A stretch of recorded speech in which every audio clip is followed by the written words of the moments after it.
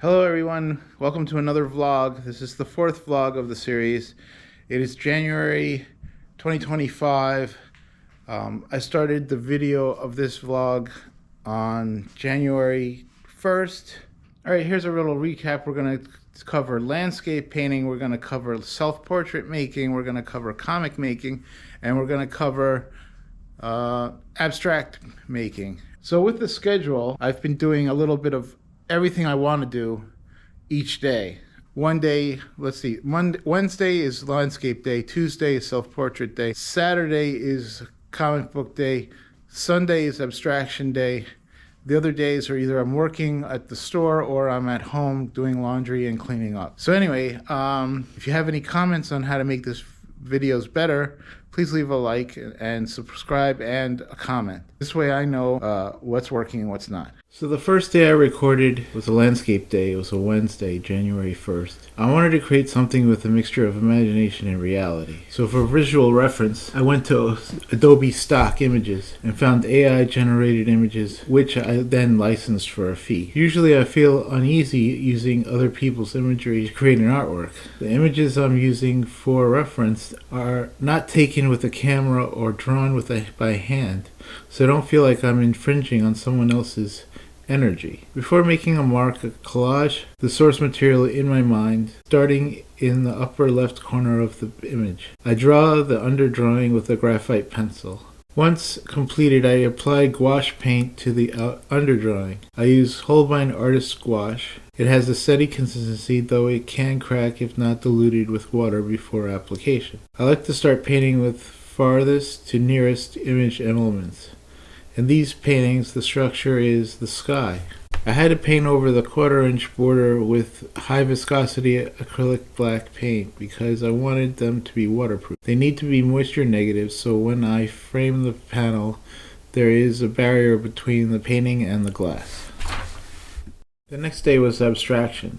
First off, priming. Off camera, I added D-rings to the uppermost part of the cradle of the panel.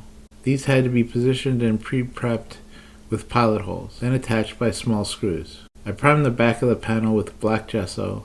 I gessoed the inner sides and the back of the panel. This is to prevent the panel from becoming moist and the front from separating from the painting. For the front and sides of the artwork, I primed the panel with a mixture of clear gesso and the color from Amsterdam paints. Once mixed sufficiently, I supplied the tinted gesso with a house paint roller. This gives the painting a consistent ground, which I then sand with a sanding block.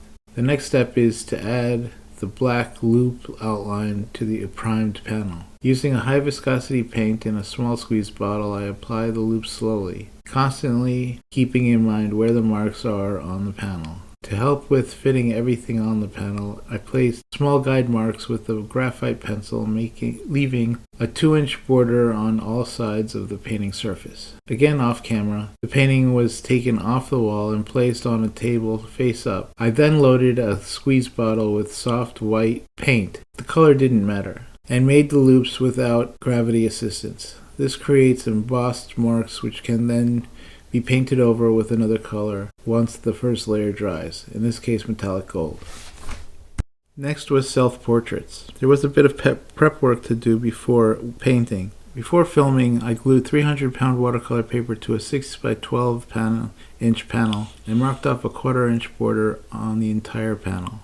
Then separated the image into 2 segments by placing a 1/4-inch gutter in the middle of the image. The intention was to draw 2 self-portraits, one facing the other. The poses were meant to disturb people, represent my inner feelings about myself. When drawing a figure or portrait, I like to start in the center of the picture so I can judge where the image will fit in the outline border. I started painting with a very diluted watercolor in a ceramic watercolor palette. Painting from the background to the foreground, I added the magenta wash to the image with a large brush. Then let each layer of paint dry before adding another layer. Gouache and ink. After the watercolor has dried, I colored the insides of the glasses with gouache. Each color is applied with small strokes, which builds texture and direction to the flow of the applied paint. The teeth and mouth are painted next. Then I decided to add waterproof ink to the beard and mustache and eyebrows. Comics. Script and panel setup. I like to write in a poetic format where there's no need for a he said or she said annotation. I write what pops in my mind, then edit and revise. I separate the action and speech into panels and pages, giving me a pacing for the art. After I have the script edited and separated, I design the page panels. Each page gets 4 different designs, drawing in thumbnails. I then start to thumbnail the art into the 4 designs, drawing the thumbnail on an 8.5 by 11 inch paper with a page layout. These are not final drafts. I don't think the thumbnails out too much. Just instinctively add action and characters as they come to me. I'm not saying this is the best way to do this, but it's how I know how to do it.